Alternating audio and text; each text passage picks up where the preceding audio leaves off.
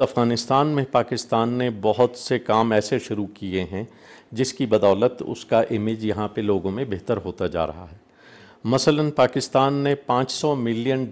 کے پروجیکٹس افغانستان میں شروع کیے ہیں، یعنی افغانستان میں بھی ہم کسی ایک ایتھنیسٹی تک یا کسی ایک ایریے تک محدود نہیں ہیں۔ نارتھ سے لے کے ساؤتھ تک اور ویسٹ سے لے کے ایسٹ تک ہر جگہ پاکستان نے پروجیکٹس اسٹیبلش کیے ہیں۔ آپ کیا سمجھتے ہیں کہ اب ڈاکٹر اشرف غنی ذاتی طور پر کتنی مختلف شخصیت ہیں اور جن کو دیکھتے ہوئے امید کی جا سکتی ہے کہ وہ ماضی والی روش نہیں ہوگی؟ ڈاکٹر اشرف غنی صاحب ذاتی طور پہ آپ کو معلوم ہے ان کا جو بیک گراؤنڈ ہے فائنانس اور اکانومی کے ایکسپرٹ ہیں، اس لحاظ سے بھی ان سے بہت امیدیں ہیں۔ دوسرے اس نئی گورنمنٹ کی جو پولیٹیکل ول ہے پاکستان سے تعلقات بہتر کرنے کے لیے، بلکہ پورے ریجن کے ساتھ تعلقات بہتر کرنے کے لیے، اور ان کا جو ویژن ہے اکنامک ویژن ہے، اس کی وجہ سے یہ زیادہ امید ہے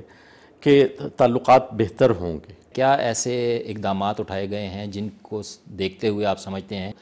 بیان بازی کے ذریعے تعلقات جو ہیں وہ خراب نہیں کیے جائیں گے؟ اگر ہمارے تعلقات کی بہتری کی کوششیں 100 دفعہ بھی ناکام ہو چکی ہیں تو اس کا یہ مطلب نہیں کہ ہمیں 101ویں دفعہ کوشش نہیں کرنی چاہیے، چونکہ ہمارے پاس اس کے علاوہ کوئی چارہ ہی نہیں ہے کہ ہم دونوں بہتر ہمسایوں کی طرح مل جل کر رہیں۔ اور یہ دشمن جو ہیں یہ ٹیررزم بھی ہے، شدت پسندی بھی ہے، غربت بھی ہے، جہالت بھی ہے، بیماری بھی ہے،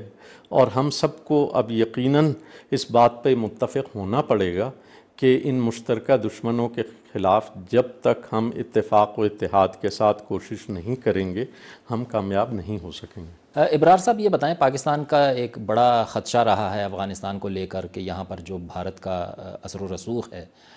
تو اس کے متعلق کیا کوئی ڈاکٹر اشرف غنی صاحب کی حکومت نے کوئی آپ کو ضمانتیں دی ہیں؟ دیکھیں، نئی حکومت مسلسل یہ کہہ رہی ہے کہ